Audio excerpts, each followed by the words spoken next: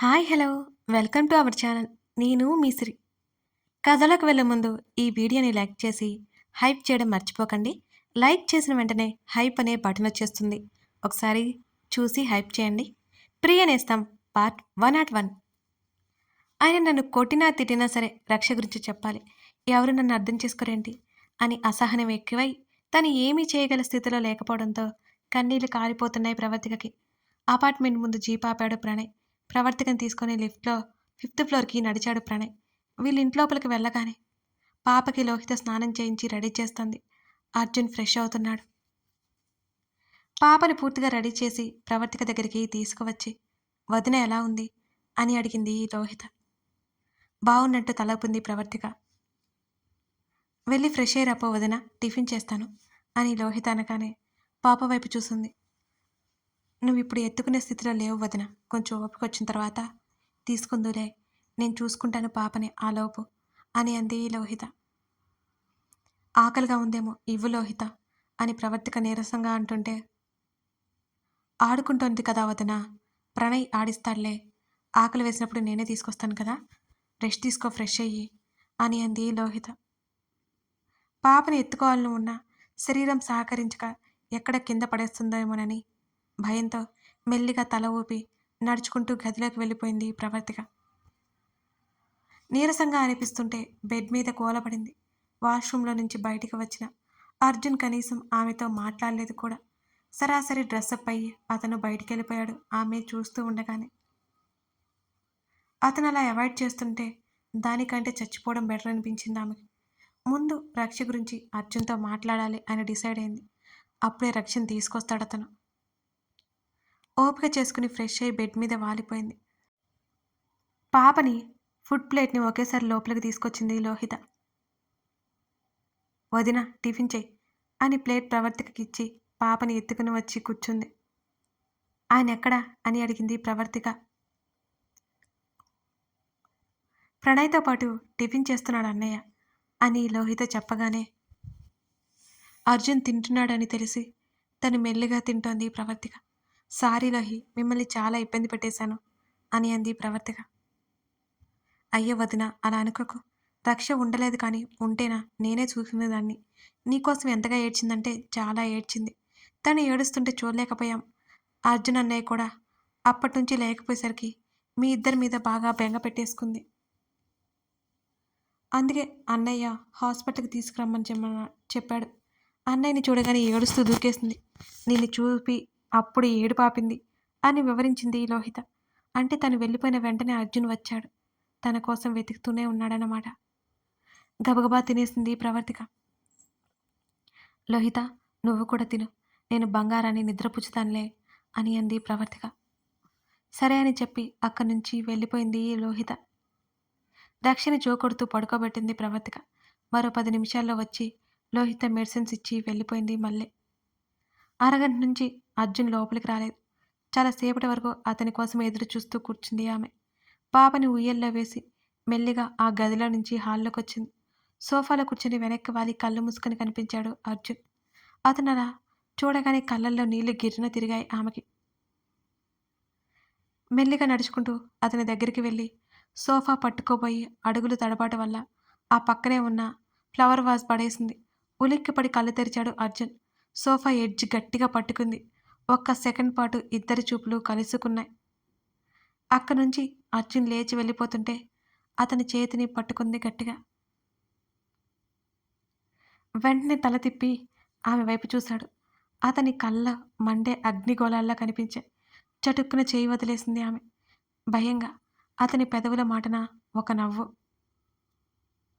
అది విరక్తితో వచ్చిందని అతడికి మాత్రమే తెలుసు. ఏవండి అనగానే పట్టించుకోకుండా వెళ్ళిపోతున్నాడు అర్జున్. మీతో మాట్లాడాలి అని అంది. అయినా సరే వెనక్కి తిరిగి చూడలేదు అతను. అసహనం ఆమెలో, మరోవైపు బాధ. రక్ష గురించి మీతో మాట్లాడాలి గట్టిగా అరిచిందామె.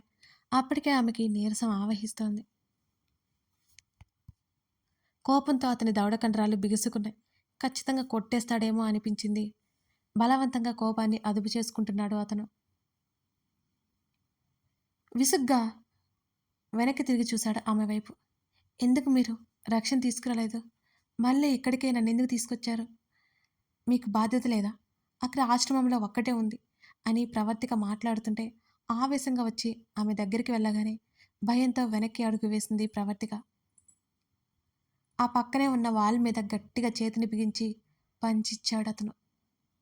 ఉలిక్కిపడి భయంతో ఇంకా వెనక్కి జరిగింది. వెనక సోఫా తగిలి అప్పుడే అక్కడే ఆగిపోయిందిక. అతని చేతి నుంచి బ్లడ్డొస్తోంది. అది చూసి ఆమె అతని చేతిని అందుకోబోతుంటే విసుగ్గా వెనక్కి జరిగాడు అర్జున్. రక్తం పోతుందండి అని సన్నగా వెక్కిలిపెట్టి ఏడుస్తూ అంది. నీకు అనవసరం వత్తి పలికాడు కోపంగా చూస్తూ. అది కాదండి. షడప్! అతను అరిచిన అరుపుకి మళ్ళీ ఉలిక్కిపడింది ప్రవర్తిక. విసుగ్గా గదిలోకి వెళ్ళాడు. వెనకే గోడ కానుకొని వెక్కిలిపెట్టి ఏడుస్తోంది.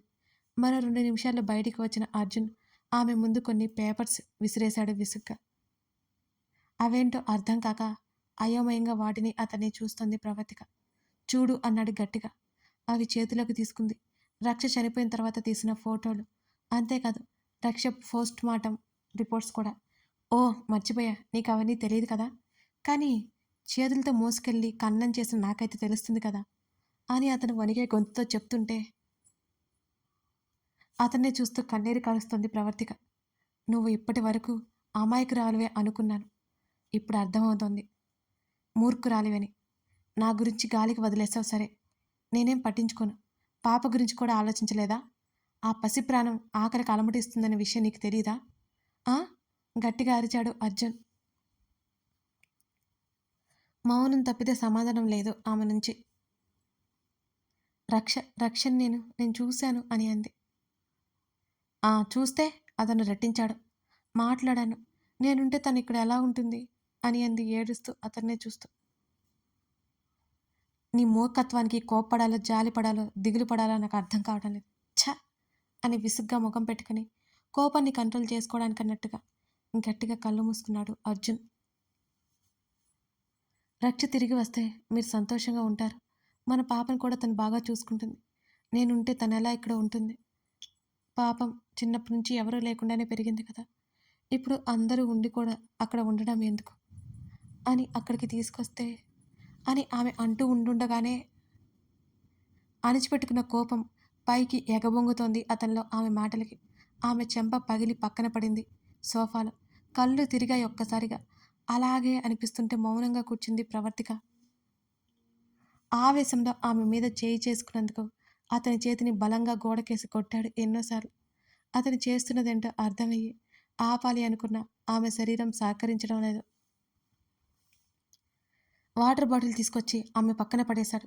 తీసుకోలేదు. అలాగే తల వంచుకొని కూర్చుంది మౌనంగా.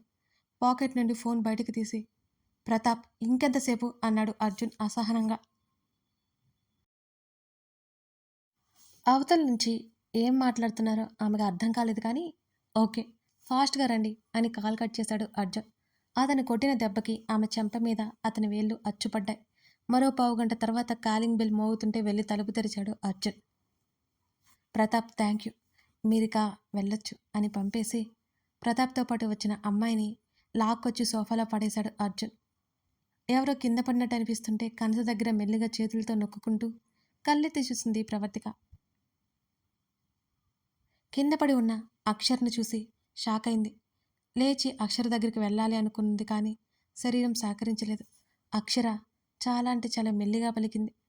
రక్ష ఫేస్ మాస్క్ ప్రవర్తిక ఒడిలోకి విసిరివేశాడు అర్జున్. ఒడిలో పడిన ఆ మాస్క్ను చూసి షాక్ అయింది ప్రవర్తిక. అచ్చం రక్ష ముఖంలాగే అనిపించింది ఆ మాస్క్. ఏమీ అర్థం కాలేదు ఆమెకి. అయోమయంగా అర్జున్ వైపు చూసింది. నువ్వు అనుకుంటున్న రక్ష, నీతో మాట్లాడిన రక్ష ఇదిగో ఈ అక్షర అని గట్టిగా అరిచాడు అర్జున్. అర్జున్ చెప్పిన మాటలు అర్థం చేసుకున్న ప్రవర్తిక ఆమె కళ్ళు పెద్దవయ్యాయి. వెంటనే ఆమె మెదడు మొద్దుబారినట్టు అనిపించింది. అయోమయంగా అక్షర వైపు చూసింది ప్రవర్తిక. అక్షరం ముందుకెళ్ళి రక్షగా మారాల్సిన అవసరం ఏంటి నీకు? ఎవరు నువ్వు అని గట్టిగా అరిచాడు అర్జున్. చెప్పడం ఇష్టం లేనట్టు ముఖం పెట్టుకుని కోపంగా వాళ్ళనే చూస్తోంది అక్షర. మర్యాదగా చెప్తావా లేదా బయట పోలీసులు ఉన్నారు పిలవమంటావా? వాళ్ళే పద్ధతిగా చెప్పిస్తారు అని అన్నాడు అర్జున్. రక్షల నా వైఫ్తో ఎందుకు మాట్లాడావు? అదంతా చేసింది నువ్వే అని నాకు తెలుసు, చెప్పు అని గద్దించాడు. లోపల భయపడి పైకి మాత్రం ధైర్యంగా వాళ్ళని చూస్తూ పైకి లేచి నిలబడింది అక్షర. అవును, నేనే ఇలా వచ్చాను అని అంది అక్షర. ప్రవర్తిక ఆశ్చర్యంతో నోట మాట రావట్లేదు ఆమెకి. ఏ ఎందుకు? ఒక్కో పదం కూడబలుక్కుంటూ అంది. రక్ష బ్రతికి ఉందని అనుకుని ఇదంతా మోసమని తెలుస్తుంటే తట్టుకోలేకపోతుంది ప్రవర్తిక. ఎందుకంటే నీ హస్బెండ్ రక్ష అక్కని చంపేశాడు.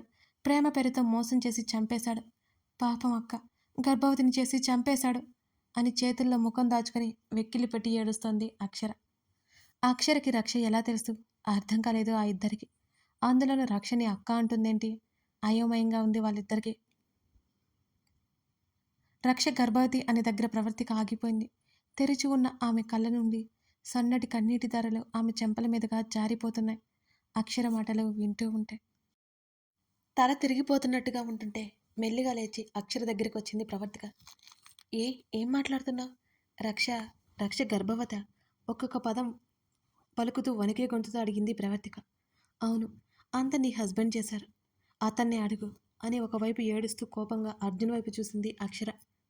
ప్రవర్తికకి ఏ విషయమైతే తెలియకూడదనుకున్నాడో అదే తెలియడం. మరోవైపు రక్ష దూరమైన సంఘటన, వారి ప్రతిరూపం దూరం అవడం అర్జున్కి విపరీతమైన స్ట్రెస్ కలిగించే. తల వెనుక చేత రుద్దుకుంటూ అతను సముదాయించుకోవడానికి ప్రయత్నం చేస్తున్నాడు. అర్జున్ అలా ఎప్పటికీ చేయడని ప్రవర్తికకి తెలుసు. నువ్వు పొరపాటు పడుతున్నావు. ఆయనకు రక్ష అంటే ప్రాణం అని ప్రవర్తిక వాదించింది. లేదు, ఎవరూ లేని రక్షణ ట్రాప్ చేశాడు. ఎవరి మీదనో నేరమేస్తున్నాడు అని అక్షర ఏడుస్తూ చెబుతుంటే, నోరు ముయ్యి అక్షర, ఇంకొక మాట ఆయన గురించి తప్పుగా మాట్లాడితే నేనేం చేస్తానో నాకే తెలియదు. ముందిది చెప్పు, రక్షగా నువ్వే నాతో మాట్లాడావా అని అడిగింది ఆవేదనగా ప్రవర్తిక.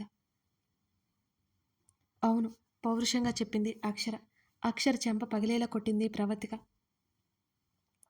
తనది తప్పు ఉంది కాబట్టి మౌనంగా ఉంది అక్షర. బుద్ధి ఉందా నీకు? రక్ష బ్రతికే ఉందని ఎంత సంతోషపడ్డానో తెలుసా నీకు? తను ఇప్పటికైనా సంతోషంగా గడుపుతుందని ఎంత ఆశపడ్డానో తెలుసా? నమ్మించి ఏం చేయాలని ఆవేశంగా అరిచింది ప్రవర్తిక. నీ హస్బెండ్ చేసిన దానికి నువ్వు శిక్ష అనుభవిస్తున్నావు అంతే అని అంది విసుగ్గా.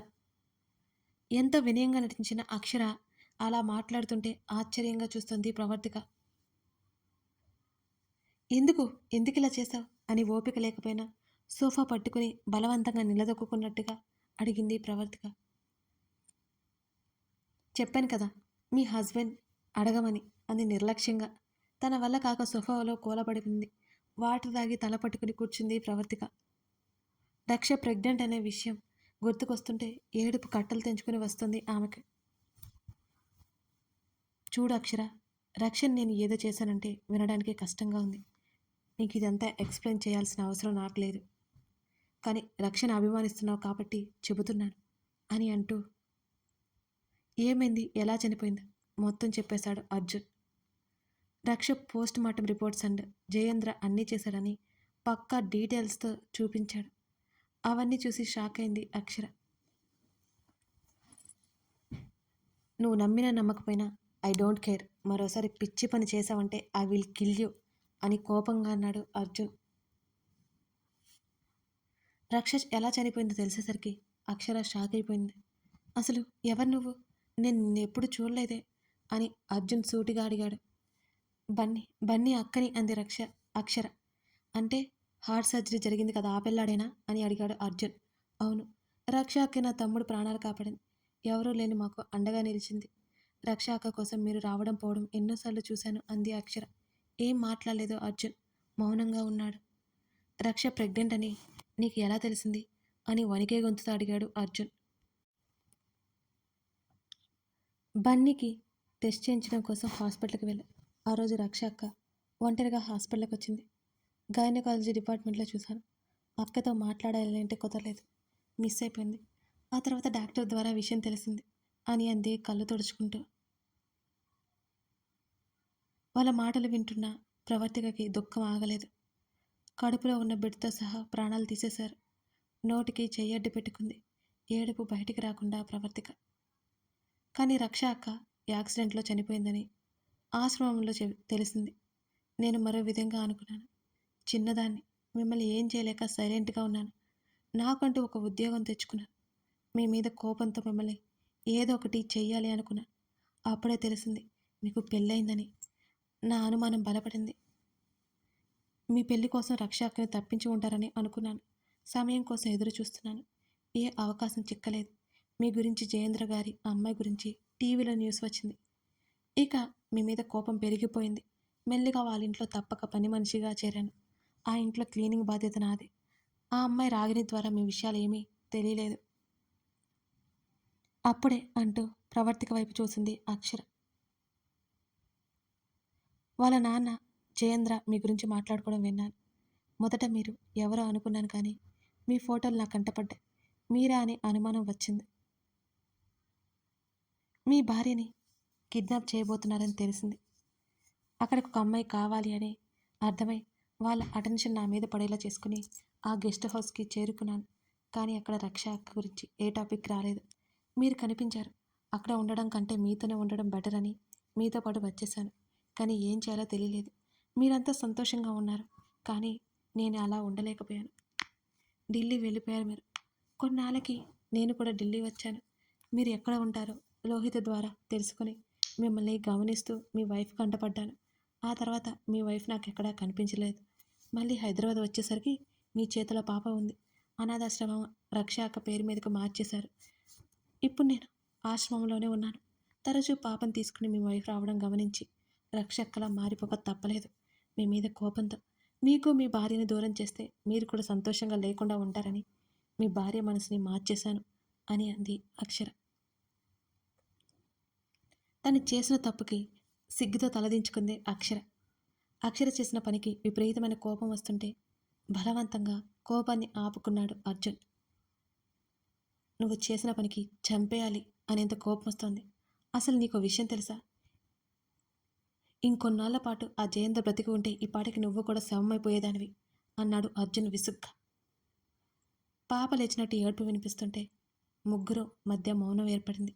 ప్రవర్తిక మెల్లిగా లేచి నడుచుకుంటూ గదిలోకి వెళ్ళిపోయింది. అక్కడి నుంచి కథ కొనసాగుతుంది. ఇదన్నమాట సంగతి. మీకు ఈ ఎపిసోడ్లో ఏమర్థమైంది? కామెంట్ చేయడం మర్చిపోకండి. అలాగే లైక్ చేసి ఇప్పుడే మన ఛానల్ని చూస్తున్నట్లయితే సబ్స్క్రైబ్ చేసుకోండి. Thank you for watching this video.